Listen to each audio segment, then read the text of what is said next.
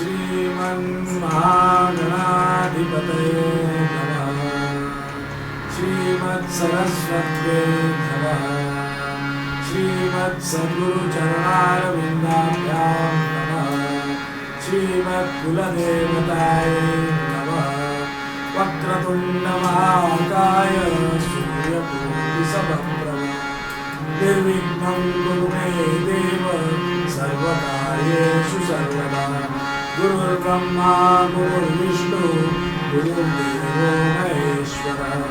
गुरुः साक्षात् परब्रह्म तस्मै श्रीगुरवे नमः। वसुदेवसुतं देवं कंसचाणूरमर्दनम् कृष्णं देवकी नन्दनं कृष्णं वन्दे जगद्गुरुं। देवकी परमानन्दं कृष्णं वन्दे जगद्गुरुं। गोपालकृष्ण महाराज की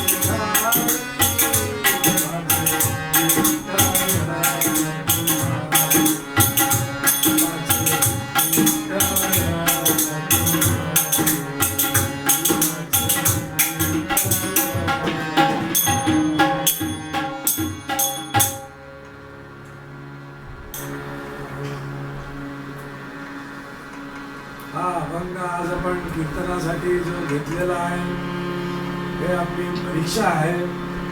परीक्षा आपण गुरु घेणार आहे. सद्गुरु महाराजांना नमस्कार असो. त्या परीक्षेसाठी आज हा कीर्तन सादर करतो आहे, कीर्तन सेवा करतो आहे. आणि त्यात आमच्या बरोबर माधव बुवा तबल्यावर आहेत आणि आमचे श्रीनिवास काजळकर बुवा हार्मोनियम वाजवत आहेत आणि रेकॉर्डिंग करणारे माधव बुवांचे वडील भागवत साहेब त्या कॅमेऱ्याच्या मागे असल्यामुळे आपल्याला दिसत नाही आहेत, पण ते पण शेवटी आपल्या समोर येणारच आहे. जय जय रघुवीर समर्थ.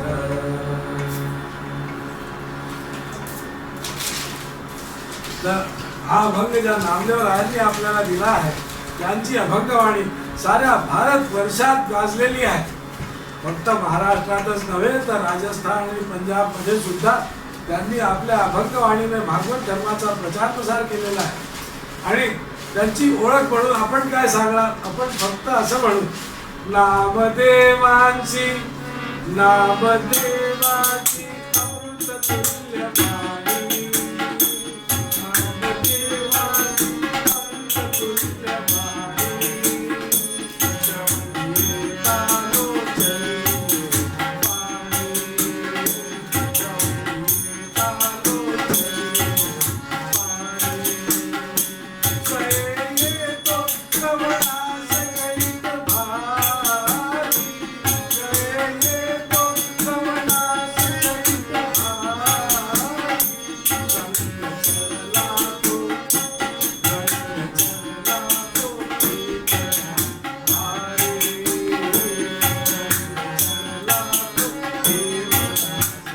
भारी. नामदेवाची नामदेवाची नामदेवाची अमृततुल्य वाणी. तर या नामदेव महाराजांनी, संत श्रेष्ठ नामदेव महाराजांनी आपले अभंग गाते हा आपल्याला अभंग दिलेला आहे. बोलू ऐसे बोले जेणे बोले विठ्ठल, प्रेम सर्वांगाचे ठाई, वाचे विठ्ठल रखुमाई, परे हुनी परते घर, तेथे राहू निरंतर, नाचू कीर्तनाचे रंगी, ज्ञानदीप लावू जगी, आणि सर्व सत्ता आली हाता, नामयाचा खेचर दाता. तर आता बोलता बोलता काय काय त्याच्यात सांगितलेलं आहे हे फक्त बोलण्या एवढंच नव्हे बरं, त्याच्यामध्ये पूर्ण जीवन दर्शन समजवलेलं आहे. आणि ते कसं आहे आपण आता एक एक त्याचा शब्दाचा अर्थ उलगडून पाहू. बोलू ऐसे बोले, आता बोलू आपण वाचने बोलतो तर बोला, पण बोले बोले बोला म्हणजे बोले काय बोला. आता आपण म्हणतो काय बोलतो गाण्याचे, आपण म्हणतो गाण्याचे हे बोल आहे, म्हणजे तेवढं गाणं गायलं की ते बोल संपले ना बा, त्याच्यानंतर तुम्ही काही म्हणायला सूट आहे. पण बोलू ऐसे बोले ते बहुवचन आहे. आणि ते काय, तुम्ही उठल्यापासून सकाळपासून रात्रीपर्यंत जे जे काही बोलणार ते सगळं ते आहे, ते बोले आहे.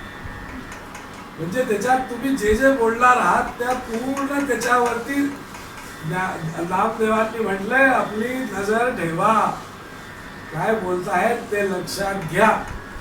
आणि त्या प्रत्येक शब्दावर त्यांनी वजन दिलेलं आहे बोले म्हणून. आणि जेणे बोले, परत बोला बोले आलेले आहे, म्हणजे इकडे पण बोले आहे आणि जेणे बोले म्हणजे जे ज्या सगळ्याच शब्दांचा तो विषय कुणीकडे आहे. जेणे बोले विठ्ठल डोले, ज्याने भगवंत प्रसन्न होणार, असे बोला ज्या प्रत्येक शब्दामध्ये जे बोलतायत त्याने भगवंत प्रसन्न झाला पाहिजे. म्हणजे असं काहीच बोलू नका ज्याने भगवंत नाराज होणार किंवा त्याला तो प्रसन्न नाही होणार.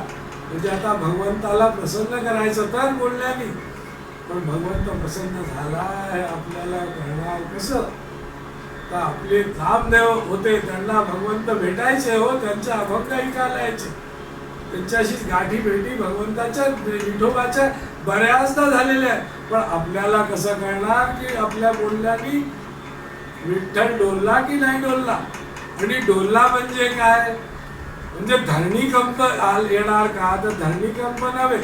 डोलला म्हणजे जसं आपण आनंदाने भजनात डुलतो, आनंदाने गाण्यात डुलतो, तसा विठ्ठल आपल्या वाचेने आनंद पाहून डुलला पाहिजे.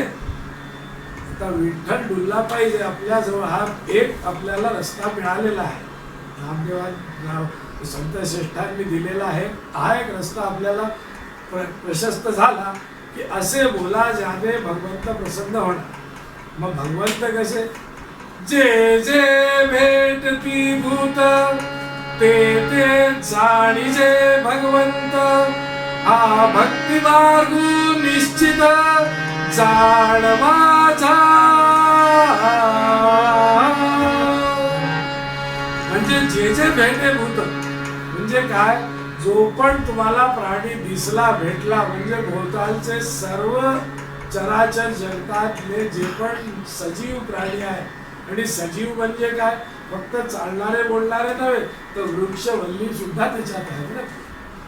तर हे सगळेच तुमच्या वाचेने प्रसन्न व्हावे, या सगळ्यांमध्ये ईश्वर आहे असं ईश्वराने अर्जुनाला सांगितलं आहे गीतेत. काय सांगितलंय? ईश्वर सर्वभूतानां हृदयेश्चित अर्जुन. म्हणजे ईश्वर म्हणतात की मी सर्व भूतांच्या हृदयात आहे, अर्जुनाला सांगितलं.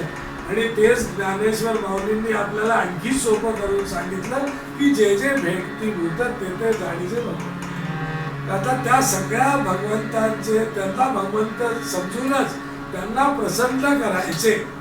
म्हणजे आपण त्यांना कसं गोड वाटेल तसं बोलायचं. पण आता तुम्ही म्हणाल की आपल्याकडे म्हणतात सत्य कटू असतं, व कटू सत्य बोलल्यावर लोकांना सगळ्यांना नाराज होणार ना. मग काय आपण खोटं बोलायचं का? खोटं बोलून सगळ्यांना प्रसन्न ठेवायचं? तर तसं नाही. सत्यम वद प्रियम वद. आपल्या उपनिषदांमध्ये सांगितलेलं आहे की सत्य पण कसं प्रिय वाटेल तसं बोललं जाऊ शकतं. जसं डॉक्टर असतो ना, इंजेक्शन लावतो, तर चांगला डॉक्टर कोणाला म्हणतात? ज्यांनी इंजेक्शन लावलं, ऑपरेशन केलं आणि नंतर त्याचा त्रासच होत नाही, लवकर बरं होतं. तर तसंच आपण जे आहे असं बोलावं, जे बोललं तेवढ्यात त्याचा त्रास व्हायला नको कोणाला. हळूच कर थोडासा झाला तरी त्याच्याबरोबर एवढी गोडी असावी बाकी आपल्या शब्दांची की त्याला ते वाईट वाटू नये. आता बघा, बरेचसे ज्योतिषी आहेत, ते सगळ्यांना ज्योतिष सांगतात. ते कोणालाच म्हणत नाही की तू ॲक्सिडेंटने मरणार आहेस, की तू आजारी होऊन मरणार आहेस, की तू पुण्यात पडणार आहेस. ते काय म्हणतील, जेव्हा त्यांना वाटेल की याच्यावर काहीतरी ॲक्सिडेंटचा प्रश्न येतोय, ते म्हणतील आज जरा सांभाळून जा बरं नाही, असं म्हणणार. ते असं नाही म्हणणार बाहेर गेला तर ॲक्सिडेंट होईल, घरात नाहीस, असं नाही म्हणणार. म्हणजे लक्ष ठेवा, आणि बाहेर जायचं असेल तर जा, पण लक्ष ठेवा. तसंच ते सत्य म्हणजे कसं सांगतात, ते ओळखणाऱ्यांनी ओळखावं की त्यांनी काय म्हटलंय, पण ते असं सांगतात. तर असं सत्य म्हणावं आणि प्रिय म्हणावं. आणि आजकाल आपण पाहतो चारीकडे काय चाललेलं आहे. टी व्हीमध्ये बघा, वृत्तपत्रांमध्ये बघा, किंवा साधारण रस्त्यावर चालता बोलताना पण बघा, सर्व समाजामध्ये आक्रमकता आलेली आहे. बोलण्यामध्ये आक्रमकता, वागण्यामध्ये आक्रमकता. पण आपल्याला नामदेव राय सांगतायत की असं नसावं. मनसा वाचा कर्मणा. जसं वाचेने प्रिय बोलावं तसंच आचरणही नम्र असावं. आणि तसंच तुमचं कर्तृत्व पण दुसऱ्याला पीडा देणारं नसावं. तर असं तुम्ही केलं की ते बोले ऐसे बोले जेणे बोले विठ्ठल डोले. आणि पुढे काय म्हणतात, प्रेम सर्वांगाचे ठाई वाचे विठ्ठल रखू. म्हणजे जेव्हा तुम्ही आता हे मनसा वाचा कर्मला चांगलं बोलायला, प्रिय बोलायला, प्रिय वागायला सुरुवात केली की आता तुमचा पहिला प्रश्न पण संपला. प्रेम सर्वांगाचे ठाई आता तुमच्या जवळ आलेला आहे. आता तुम्ही सर्वांना प्रेम करू लागला आहे. आणि त्याच्यातही काय कधी कधी असं होतं की आपल्याला काही बोलावं असं वाटतंय, पण आता ते बोललं की गडबड होणार आहे, तर बोलू नये. द्रौपदीने हा लक्ष ठेवला नाही आणि काय म्हणाली दुर्योधनाला, आंधळ्याची मुलं आंधळीच, आणि महाभारत होऊन गेलं तिच्या. पंढरीनाथ महाराज की जय. तर आपले शब्द बाण म्हटले तुकारामांनी त्यांना. शब्द बाण जे आहेत ते किती कोणाला कष्ट देऊ शकतात याचा अंदाज आपल्याला होत नसतो. आणि त्याचे ते जे रेघोट्या म्हणतात त्या रेघोट्या कधीच पुसल्या जाऊ शकत नाही. म्हणून त्या शब्द बाणाच्या ऐवजी आपण शब्दामृत ठेवावं त्याचं नाव आणि तसंच बोलावं. अमृतासारखं बोलण्याचा प्रयत्न करावा आणि ते कोणाला टोचू नये याची काळजी घ्या. तर जेणे बोले विठ्ठल डोले आणि पुढे वाचे विठ्ठल रखुमाई. तर काय म्हणतात की हे सगळं तुम्ही चांगलं बोलतायत पण तुम्हाला त्याच्यातही वेळ मिळणारच आहे. तुम्ही 24 तास तर बोलणार नाहीये. तर तुमच्या वाचे विठ्ठल रखुमाई भगवंताचं नाव असावं. जेव्हा पण तुम्ही बोलताय तर तुम्ही हेच विचार करून बोलावं की हे भगवंताचं नाव आहे आणि भगवंताच्या नावाचं स्मरण त्याचं अनुसंधान सतत ठेवावं. आता असं सतत ठेवण्याने कसं ठेवावं? तसं ठेवा आणि नाचून कीर्तनाचे रंग ज्ञान दीप लावू शकेल. जे भगवंतांचे जे चरित्र आहे, भगवंतांची जे आपल्याजवळ सगळी माहिती आहे, त्यांची जे आपल्याजवळ भजन आहेत, त्यांचे जे वर्णन आहे, त्यांच्या कथा आहेत, ते सगळ्यांना आपण जाऊन सांगू आणि सगळ्या जगाचा जो अज्ञानाचा अंधकार आहे जितका दूर करू शकतो तो आपण दूर करू शकू. म्हणजे ज्ञानदीपाने करू. तर ज्ञानदीप का म्हटलंय? आता मशाल लावली तरी अंधकार दूर होतो, होळी पेटली तरी अंधकार दूर होतो, वणवा पेटला तरी अंधकार दूर होतो. पण मग ज्ञानदीप कशाला? कारण दीप मध्ये आपण त्या दिव्यामध्ये आपल्या हाताने बनवून एक वात ठेवतो, अतिशय हळुवारपणे तिला झोपासतो आणि त्याच्यात तेल घालून त्याला तेवट ठेवतो, त्याचं वाऱ्यापासून रक्षणही करतो. पण हे जास्त वेळ टिकणारं साधन आहे. आणि वणवा असो, होळी असो, मशाल असो, थोड्या वेळाने ते विझणारच. पण दिवा जो एकदा लावलेला आहे तो तेवट ठेवण्यासाठी एवढ्या सामर्थ्याची गरज नाही आणि त्याला आपण सगळ्यांपर्यंत पोहोचवू शकतो. म्हणून इथे ज्ञानदीप हा उदाहरण घेतलेलं आहे. आणि त्याच्यानंतर म्हणतात परेहुनी परते घर तेथे राहू दिलं. तर काय होणार?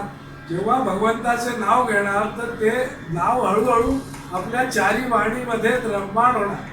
आता मुखात मध्यमे कंठात येणार, कंठात हृदयात पश्चंतीत येणार आणि मग नाभी परेत येणार. आणि परेहुनी परते घर म्हणजे काय? भगवंताचं घर, तिथे आपण राहणार. असं ते ज्ञानदेव आपल्याला सांगताय की असं भगवंताचं नाव घेतल्याने आणि बोलू ऐसे बोले हे लक्षात ठेवल्याने, त्याचं वागण्याने परेहुनी परत्या घरी आपण साक्षात भगवंताच्या जवळ राहू. आणि पुढे काय म्हणतात? सर्व सत्ता आली हाता नामयाचा खेचरदा. म्हणजे असं केल्याने सर्व सत्ता हातात आलीच का?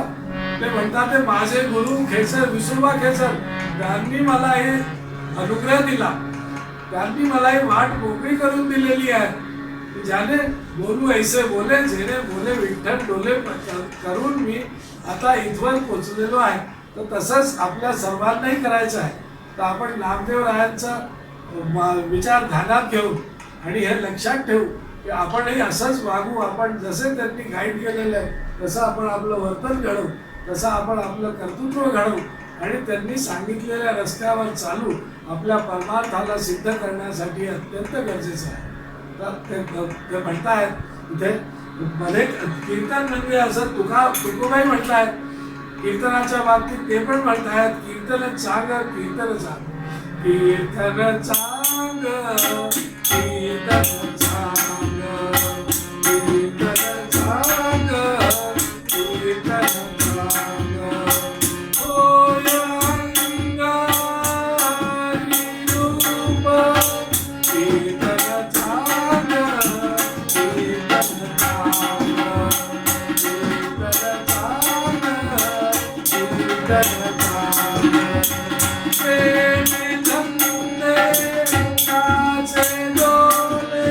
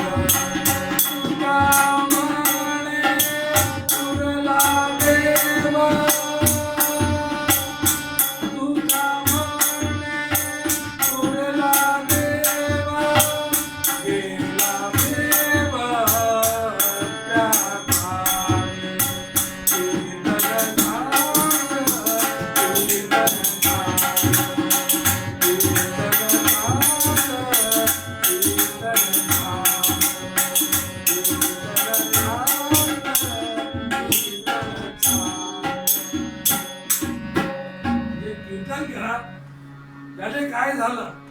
हरपला देहभाव. आणि देहभाव हरपल्यावर काय झालं? नुसता देवच उरला हो. देहभाव हरपल्यावर, देहभाव जेव्हा तुम्ही हरपला तर नुसता देवच उरला असे तुकोबा आपल्याला म्हणून गेले. म्हणजे कुठे ते सांगताय परे होनी परते घर. तर देहभाव हरपला आणि आपण देवाच्याच जवळ आहोत असे इथे म्हटलं. आणि पुढे म्हणजे या कथाचे काय महात्म्य आहे, भगवंताच्या कथेचे जे महात्म्य आहे ते पण आपल्याला तुकोबा सांगताय. कथा त्रिवेणी संगम देव भक्त आणि देव भक्त आणि नाम देव भक्त आणि नाम.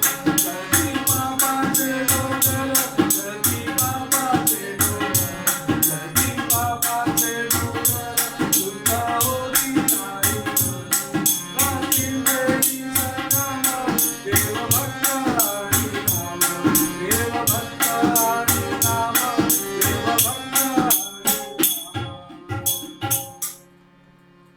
जिथे देव भक्त आणि नाम आहे तेच त्रिवेणी संगम. ते कशामुळे? त्याचमुळे की बोलू ऐसे बोले जेणे बोले विठ्ठल डोले. तर नामदेव हा आपल्याला अभंगात काय सांगणार आहे?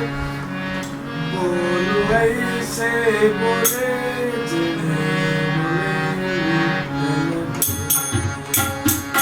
बोलू ऐसे बोले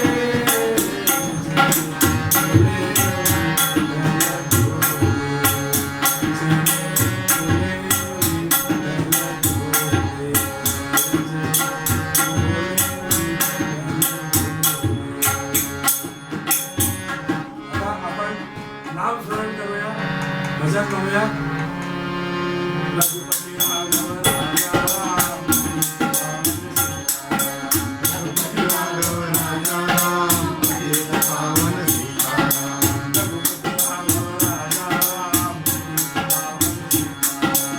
रघुपती राघव राजा राम, रघुपति राघव राजा राम, पतित पावन सीताराम. रघुपती राघव राजा राम, पतित पावन सीताराम. रघुपति राघव राजा राम, पतित पावन सीताराम.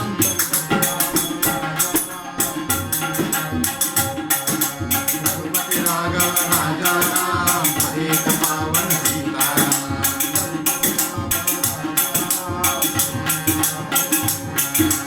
रघुपति राघव राजा राम, पतित पावन सीताराम. बोला पुंडलिक वरदा हरी विठ्ठल, श्री ज्ञानदेव तुकाराम, पंढरीनाथ महाराज की जय.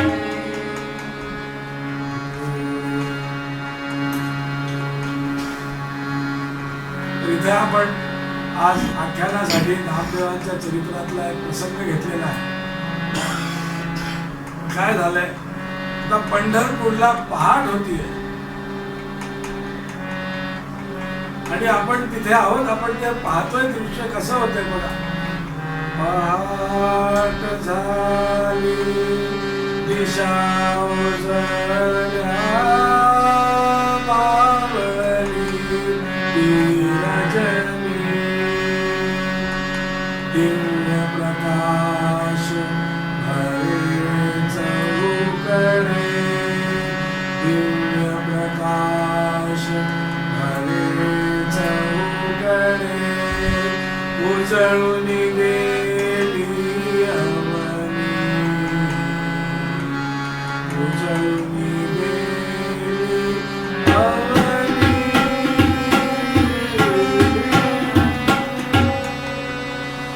पहाट झाली, दिशा उजळल्या आणि अंधकार नाहीसा झालाय.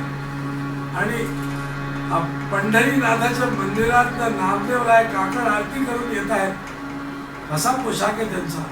त्यांनी 12 बंदी घातलेली आहे, स्वच्छ पांढरी 12 बंदी, पांढरं शुभ्र धोतर, डोक्यावर पागोट, हातामध्ये तामन पळी मोठी भांड. आणि ते आता लगबगीने घरी चालले. घरी गेल्यावर विचारतात, माधव पगार तयार आहे का? आमची सामुग्री आम्हाला आज निघायचंय. हो हो आहे. महाराजकडनं उत्तर आलं, आतून उत्तर आलं की तयार आहे. त्यांची शिदोरी बांधून दिलेली होती आणि नामदेवराय निघाले. तर लगबगीने चाललेत आणि रस्त्यात कोणी भेटलं, अरे नामदेव राय नमस्कार, इतक्या सकाळी. त्यांनी पुढे काही बोलूच दिलं नाही. ते म्हणे आता मला इथे इतके संत मंडळी येऊन आणि पंढरपूरच्या वारीला येतात आणि ज्ञानदेवांनी, निवृत्तीनाथांनी, सोपान देवांनी म्हटलं की आळंदीला एक दरमहा मेळावा होत असतो, तुम्ही तिथे या आणि आपले तिथे अभंग म्हणा, तिथे कीर्तन करा. त्यामुळे त्यांनी मला बोलवलं आहे आणि मी तिथे जायला निघालो. असे ते तिथून निघाले. कुठे निघाले? अलंकापुरी पुण्यभूमी पवित्र, तिथे नांदतो ज्ञान राजा सुपात्र. तया आठवीता महापुण्य राशी, नमस्कार माझा सद्गुरु ज्ञानेश्वरासी. पंढरीनाथ महाराज. आता निघाले तर काय होत आहे तिथे? आळंदीला सर्व संत जमलेले आहेत आणि काय त्या संतांची महती आहे.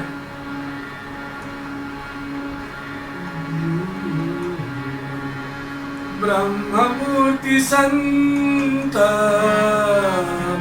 जगी अवतरले, ब्रह्ममूर्ती संत जगी अवतरले.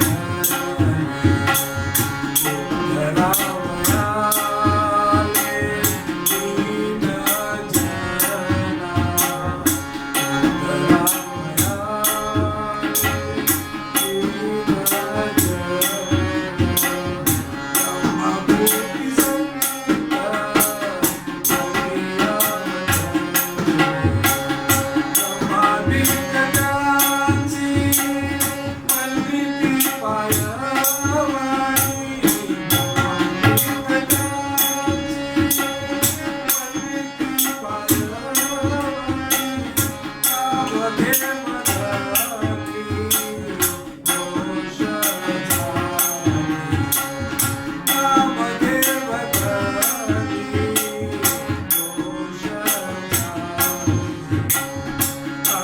दीन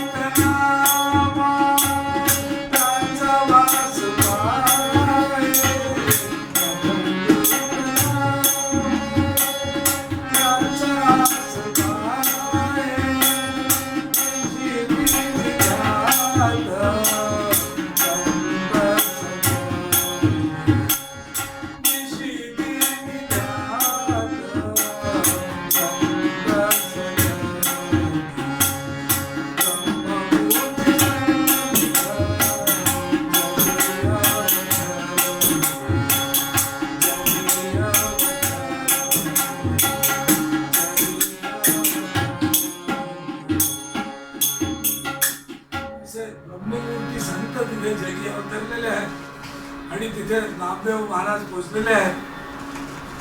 तिथे गेल्यावर निवृत्तीनाथांनी त्यांना नमस्कार केला, त्यांनी आशीर्वाद दिला.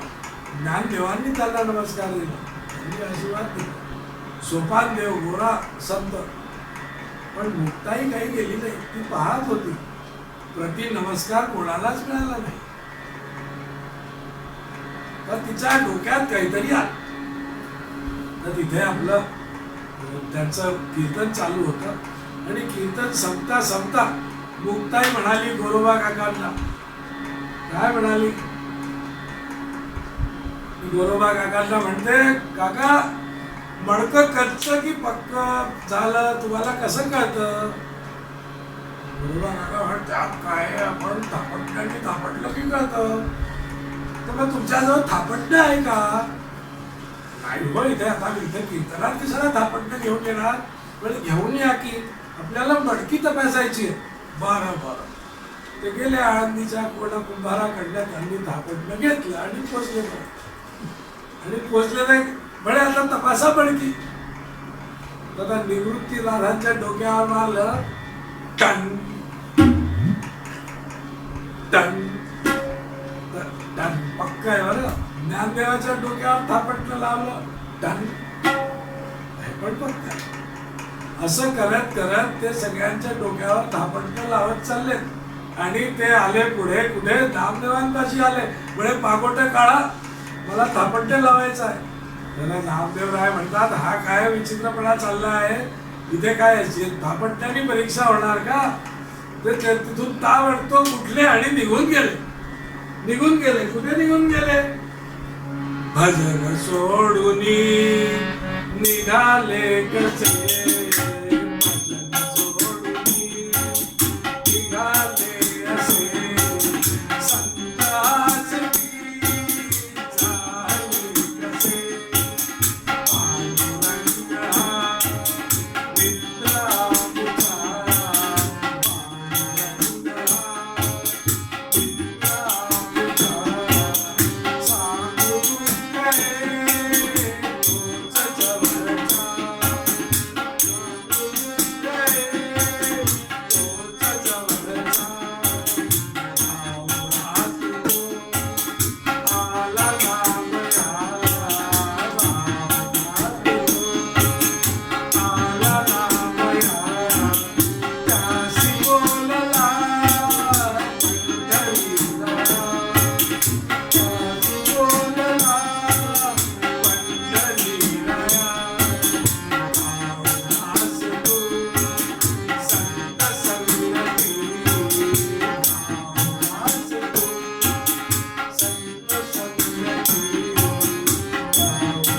संगती, आवळास तो संत संगती. पादुकी अशी झाली, पादुकी अशी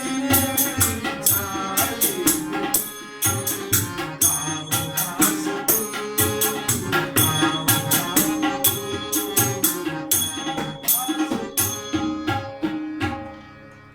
आता नामदेवरायांनी आपल्या जिवलग सख्याला सगळं वर्णन सांगितलं आणि म्हटलं का पहा हो, तिथे मला सगळे हसायला लागले, कच्च म्हणायला लागले. आणि मग मी तिथून इथे निघून आलो. आता पांडुरंगा तूच सांग, माझी अशी अवस्था का व्हावी, माझं काय चुकतंय? पांडुरंग त्याला म्हणाले, हे बघा नामदेवा, जेव्हा मी पण जन्म घेतले होते ना, तेव्हा मी पण गुरूंकडनं अनुग्रह घेतलेला आहे.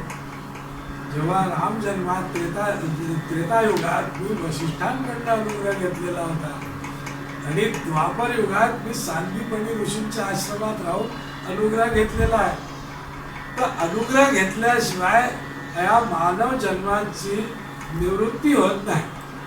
तर तुला पण अनुग्रह तर घ्यायचाच आहे, पण तुला अनुग्रह घ्यायसाठी औंढ्या नागनाथ येथे विसोबा खेचर हे तुझे गुरु आहेत, तू त्यांच्या जवळ जा. बस नामदेवराय तात्काळ ताडकन घरी पोचले आणि घरी पाटलं, नाऱ्या तयारी करा, उद्या आम्हाला जायचं. परत तयारी झाली, भाकरीची चढ बांधली गेली आणि शिदोरी घेऊन ते निघाले. तर औंढ्या नागनाथ थोडा दूर आहे, तर ते चालता चालता दुपार झाली. झाडाखाली नामदेव महाराज एका झऱ्याच्या जवळ बसले. त्यांनी भाकरी 2 काढल्या, थोडी चटणी काढणार, तोच एक कुत्रा भाकर घेऊन गेला आणि त्याच्या भागात दगड घेऊन त्याला दगड कुत्रा काय भाकरी मिळते. तर दुसरी भाकरी काढून त्यांनी आपली न्याहारी केली आणि पुढे गेले. तर पुढे गेल्यावर ते पोचले औंढ्या नागनाथाला. तिथे म्हणे आता विसोबा खेचर कुठे शोधावा. त्यांनी म्हटलं ते तर कुठेही मंदिरात राहतात. किती मंदिरं इकडे तिकडे सगळ्या मंदिरात शोधून ढूंढतायत. पूर्ण दिवस निघून गेलेला आहे, संध्याकाळ झालेली. अगदी अंधूक प्रकाश उरलाय. तेवढ्यात एका मंदिरात त्यांनी पुजाऱ्याला विचारलं, हो विसोबा खेचरांना तुम्ही पाहिलं का? तर म्हणे मला माहित नाही ते विसोबा खेचर आहेत की नाही, पण एक म्हातारे बुवा मंदिरात आहे. मला ज्ञानदेव तिथे गेले. हातात काय, तर त्या अंधुकच्या प्रकाशात त्यांनी आपल्या डोळ्याला खूप ताण देऊन जेव्हा बघितलं तर पाहिलं की तिकडे एक वृद्ध माणूस झोपलेला आहे आणि त्याचे पाय चपला सकट पाय त्या शंकराच्या पिंडीवर आहे. आताच त्यांना अत्यंत राग आला. का हो तुम्ही कसं करताय, असं झोपताय? चपला घालून आपण मंदिरातही येतो का? तुम्ही तर पिंडीवरच चपला ठेवलेल्या आहेत, तर बाजूला करा. म्हातार बुवा विसोबा खेचरत होते, तर नामदेवांची परीक्षा घेत होते. ते नामदेवांना काय म्हणाले, बाबा मी तर अतिशय म्हातारा आहे, थकलेलो आहे, मला तर हलता येत नाहीये, तू माझे पाय अशा ठिकाणी ठेव जिथे देव नाही, माझी एवढी मदत कर. तर ज्ञानदेवांनी दोन्ही हातांनी ते पाय धरले आणि इकडे आणून ठेवतात तोच तिथे पिंडी. अरे बहुतेक आपल्याला दिसलं नसावं, इकडे पण पिंडी होतीच बहुतेक कधी. त्यांनी परत पाय उचलले आणि म्हटलं आता आपण दुसरीकडे ठेवूया. परत ठेवायला गेले तिथेही पिंडी. म्हणजे हे देवळात बऱ्याचशा पिंडी आहेत. त्यांनी विसोबा खेचरांनाच उचललं आणि उचलून बाहेर मंदिराच्या दालनात आले. तिथे त्यांना जसं खाली ठेवलं आणि पाय जमिनीला लागतात तर तिथे पिंडी. आता त्यांना कळलं की हे काहीतरी वेगळं आहे. त्यांनी ताबडतोब त्या पायांना घट्ट विठी बांधली आणि त्यांना आपलं गुरु केलं आणि तिथे ते राहिले. व विसोबा खेचरांनी त्यांना अनुग्रह दिला. त्यांना सगुण रूपात ईश्वराचं दर्शन होतं, पण त्यांना निर्गुण ईश्वराची माहिती नव्हती. ती विसोबा खेचरांकडनं त्यांना मिळाली. मग ते घरी निघायला लागले. म्हणजे गुरुंनी त्यांना आज्ञा केली की आता तुझं अनुग्रह पूर्ण झाला, तू आता जा आपल्या घरी जा आणि आपला संसाराचं पुढे का. आता तिथून नामदेवराय निघाले, परत त्या झऱ्यापाशी आलेले आणि बसले आणि शिदोरी त्यांनी ओढली आणि भाकर ओढून बाहेर ठेवली आणि शिदोरी बंद करणार तोच एक कुत्रा परत भाकर घेऊन पळाला. तर आता काय झालं, आता नामदेवराय तुपाची वाटी घेऊन त्याच्या मागे धावतायत. म्हणतात अरे कच्ची भाकर आहे, कडक आहे, तुला पोटात दुखेल, थोडं तूप घालून देतो, तुपाबरोबर खा. कुत्रा कसला थांबतो, त्याला तर भीती वाटत होती, पळून गेला. पण हे त्यांच्यात हा बदल झालेला. आणि ते जेव्हा परत आले, जेव्हा ते पंढरपुरात आले तर त्यांची इतकी कीर्तनात आणखी त्यांच्या रंग चढायला लागला आणि त्यांचं कीर्तन सगळीकडे प्रसिद्ध होतं. ते आणखी प्रसिद्ध झालं. होता आता काय कीर्तन आणि संसार हे दोन्ही वेगळे वेगळे व्यवसाय आहेत. संसाराची गाडी तशीच चालली होती हळूहळू. त्यांच्या पत्नीने एकदा तिथे परीस भागवत होते, त्याच शहरात पंढरपुरात परीस भागवत राहायचे. ते भागवत कथा करायचे म्हणून त्यांचं नाव परीस भागवत. आणि त्यांचा जो परीस होता म्हणून त्यांना परीस भागवत करायचे. ते काय करायचे, लोखंडाचं थोडंसं सोनं करायचं आणि त्यांनी त्यांचा संसार खूप मस्त होता. एकदा नामदेवरायांच्या पत्नीने त्यांना विचारलं, त्यांच्या पत्नीला, अहो आमचे घरी पण सगळे कीर्तन करतात, एवढं करतात, पण आमचं खर्च काही बरोबर नीट नेटका नाही, आमचं असं बिलकुल चालतं. पण आमच्याकडे पैसा आहे, तरी आमचं होतं म्हणे, एक दिवस देते का म्हणे, घ्या उद्यापर्यंत. त्यांची बायको पैस घेऊन आली, 2-4 छोट्या लोखंडाच्या वस्तूंचं सोनं केलं, दिवसभर बढिया स्वयंपाक केला, बदामाचा शिरा केला. आणि जेव्हा नामदेवराय परत आले तर घरात सुवास आहे सुटलेला आहे बदामाच्या शिऱ्याचा. आणि ते जेव्हा जेवायला बसले तर चांदीच्या ताटात त्यांच्या समोर तो शिरा आणला गेला. ताटकर विचारलं, हेच कुठून आलं? ते म्हणे, अरे तू परिसा भागवत आहे ना, त्यांच्या बायकोकडनं मी तो परिसा आणला, त्यांनी थोडं सोनं बनवलं, उद्या परत करणार आहे. नाही मला दाखव. त्यांनी परीस जसा दाखवला, परीस घेऊन ते पळत सुटले, जाऊन चंद्रभागेत फेकून दिला. तो परीस तर गेला. ते विचार करते त्यांची बायको, आता उद्या काय सांगणार, पण ते काय होणार, आता ते गुपित राहणार थोडंच. जसे ते नामदेवरायाचे पळत गेलेले पूर्ण गावकऱ्यांनी पाहिलं तर त्यांनी विचारलं. शेवटी इकडे तिकडे काय झालं, धुसफूस चालू होती. शेवटी त्या परिसा भागवतांना कळलं की माझा परीस नामदेवरायांनी नदीत बुडवून टाकला. तर त्यांना खूप राग आला. नामदेवरायांच्या घरी गेले, अद्वा तद्वा बोलले आणि म्हणे, मला माझा परीस परत हवा. म्हणे, परीस का तुला कशाला करायचा आहे? परीस ज्याचा होता त्याच्याकडे गेला. नाही मला तो परीस हवाच हवा. म्हणे, देतो. अच्छा चल देतो तुला, तुझा परीस देतो. तो नामदेवराय त्याला चंद्रभागेकाठी घेऊन आले आणि पाण्यात उतरले.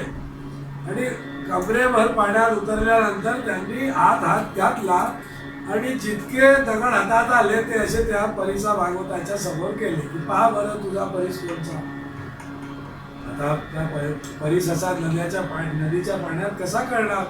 परिसा भागवतांनी आपल्या घरी आवाज दिला, भाई की जरा काहीतरी घेऊन यायचं घरातून. चुका आणल्या. चुका म्हणजे काय, खिळे असतात छोटे, ते काळे काळे खिळे असतात जे आपल्या जोड्यामध्ये लावतात. त्या चुका आणल्या त्याच्या घरच्या लोकांनी आणि त्यांना दिल्या. घ्या. एक त्यांनी दगड घेतला नामदेवरायांच्या हातातून, त्याला चूक लावली आणि चुन्याची झाली. नामदेव म्हणे हा तुझा परिचय का? म्हणे नाही, फेकून दे. दुसरा दिला, तो लावून बघितला, तरी पण सोनं झालं. फेकून दे, हा तुझा नाही तर फेक. तिसरा दिला. असं करता करता परिसा भागवत म्हणे जे जे त्यांच्या हातात दगड नामदेवराय देतात ते सगळ्यांनीच सोनं होते. तर परिसा भागवतांना कळलं की आपण जे ते कृत्य केलेलं आहे ते काही बरोबर नव्हतं, ते सगळं चुकलेलं आहे. त्यांनी ताबडतोब त्यांचा हात धरला आणि त्यांना नदीकाठी बाहेर आणलं आणि त्यांना दंडवत प्रणाम केला. त्यांचे पाय घट्ट धरले आणि मला अनुग्रह द्या, तुमच्या जवळ सामर्थ्य आहे ते कसं प्राप्त झालं याचं ज्ञान मला द्या. तर काय म्हणतात, सर्व सत्ता लिहाता, सर्व सत्ता लिहाता, नामयाचा घेचर दाता, बोलू ऐसे बोले बोले, बोलू ऐसे बोले बोले, बोलू ऐसे बोले, बोलू ऐसे बोले, बोलू ऐसे बोले. याची दान देगा देवा तुझा विसरला, तुझा विसरला. गायना आवडी याची माझी सर्व जोडी, माझी सर्व जोडी याची माझी सर्व जोडी. मुक्ती धन संपदा संत संग देई सदा, संग देई सदा, संत संग देई सदा. गर्भवासी सुखे झाला रे आवासी, झाला रे आवासी, सुखे झाला रे आवासी, सुखे झाला रे आवासी. सुखता दुखता वाचा विचारची, पूर्वी पूर्वी काही सुखाची, रामी सुखाची, शेंगुराची, विवेचना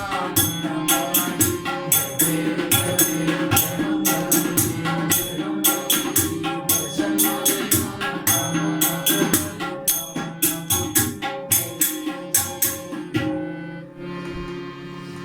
पांडुरंग हरी वासुदेव हरी, पांडुरंग हरी वासुदेव हरी, पंढरीनाथ भगवान की जय.